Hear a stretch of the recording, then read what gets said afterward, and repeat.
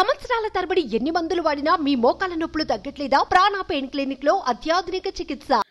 Monday ఎండలు ప్రాణాలు తీస్తున్నాయి. ఉదయం 7 గంటల నుంచే భగభగా మండుతున్న ఎండలతో ప్రజలు బెంబేలెత్తిపోతున్నారు. రోజుకు పెరుగుతున్న ఉష్ణోగ్రతలు ఉక్కిరిబిక్కిరి చేస్తున్నాయి. మండే ఎండలకు తోడు వడగాల్పులు తోడవడంతో పరిస్థితి మరింత దిగజారిపోతోంది. వడగాల్పులతో జనం పిట్టల్లా రాలిపోతున్న పరిస్థితి కనిపిస్తోంది. సోమవారం ఒక్క రోజులోనే తెలంగాణలో 11 మంది వడదెబ్బకు గురై చనిపోయారు.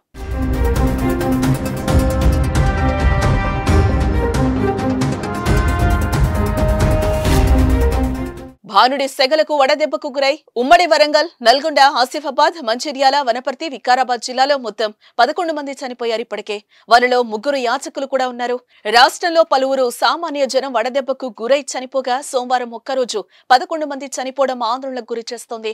ఎంత ఎండలెక్కినా బతుకు కోసం పోరాటం చేసే రైతులు, వ్యవసాయ కూలీలు, రోడ్లపై చిరు వ్యాపారులు, నిర్మాణ రంగ కార్మికులు వడదెబ్బకు గురై ప్రాణాలు విడవడం, అనారోగ్యానికి పాలవటం విషాదం నింపుతోంది.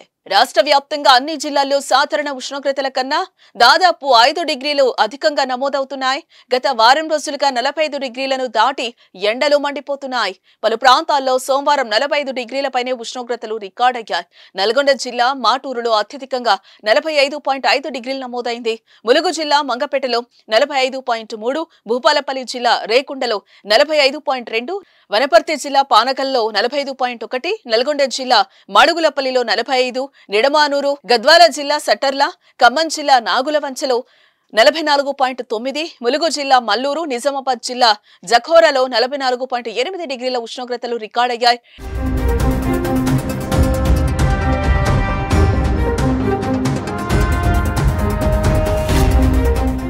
రాష్ట్రంలో 4 రోజుల పాటు వడగాలుల తీవ్రత కొనసాగుతుందని, అధిక ఉష్ణోగ్రతలు నమోదవుతాయని హైదరాబాద్ వాతావరణ కేంద్రం హెచ్చరిస్తోంది.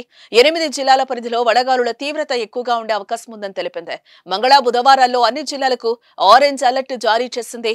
అన్ని చోట్ల 41 నుంచి 46 డిగ్రీల మధ్య ఉష్ణోగ్రతలు నమోదవుతాయని వెల్లడించింది. విపరీతమైన ఎండల్లో ఎటువంటి జాగ్రత్తలు పాటించకుండా తిరిగితే వడదెబ్బకు గురయ్యే ప్రమాదం ఉంటుందని వైద్య నిపుణులు కూడా ఇటు హెచ్చరిస్తున్న పరిస్థితి కనిపిస్తోంది.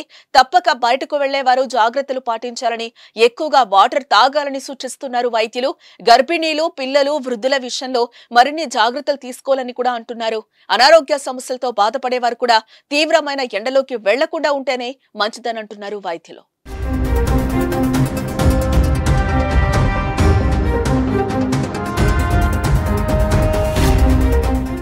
సుమన్ టీవీలో మీ పర్సనల్ అండ్ బిజినెస్ ప్రమోషన్స్ కోసం కింది నెంబర్కి కాంటాక్ట్ చేయండి.